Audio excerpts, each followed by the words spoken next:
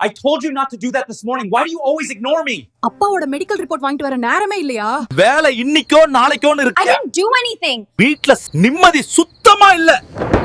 Stop blaming me for everything. துறைக்கு time எப்போ கிடைக்குமோ? இவளோட நிம்மதியே இல்லையே. சாரி அருண், வேலை போயிடுச்சு. வேலை இழப்பு, வீட்டில் நெருக்கடி, மிஸ் அண்டர்ஸ்டாண்டிங், முன்கோபம் மற்றும் ஈகோ. இதனால் இனிமையான இல்லம் ஒரு போர்க்களமாகியது. அப்போது டிவியில் இயேசு அழைக்கிறார் நிகழ்ச்சி ஒளிபரப்பாகிக் கொண்டிருந்தது.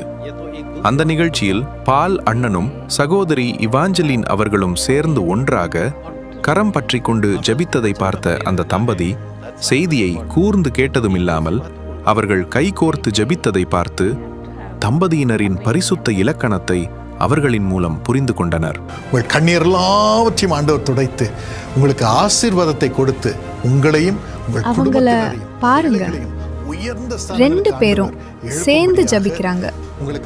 அவங்களுக்குள்ள எவ்வளோ அன்பு பாத்தியா? அவங்க தனித்தனியா போராடல, தனித்தனியா ஜபிக்கல. பைபிள்ல சொன்ன மாதிரி இருவர் மூவர் எங்க சேர்ந்து ஜபிக்கிறீங்களோ அங்க நான் இருப்பேன்னு கர்த்தர் சொன்னார்ல, அதத்தான் அண்ணனும் அக்காவும் செய்யறாங்க. ஒரு சின்ன மனஸ்தாபம் கூட இருக்க வழி இல்லைன்னு நினைக்கிறேன். நமக்கு உதாரணமா செஞ்சு காட்டுறாங்க. உன்னை நான் உதாசீனப்படுத்தினத்துக்கு இந்த நிலைமையில நீ என்னோட சேர்ந்து வருவியா? அவங்கள மாதிரி ஒன்னா சேர்ந்து ப்ரே பண்ணா போதும். அதிலிருந்து ஊக்கம் பெற்று இவர்கள் ஒரு முடிவை எடுத்தனர்.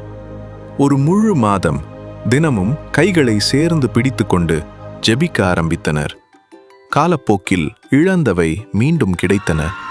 மகிழ்ச்சி, சந்தோஷம், மேலும் வேலையும் கிடைத்தது. இன்று துபாயில் அவர்கள் ஒரு சாட்சியாக நிற்கிறார்கள். தம்பதியர் நம்பிக்கையுடன் சேர்ந்து நடந்தால் மறுசீரமைப்பு நிச்சயம் நிகழும்.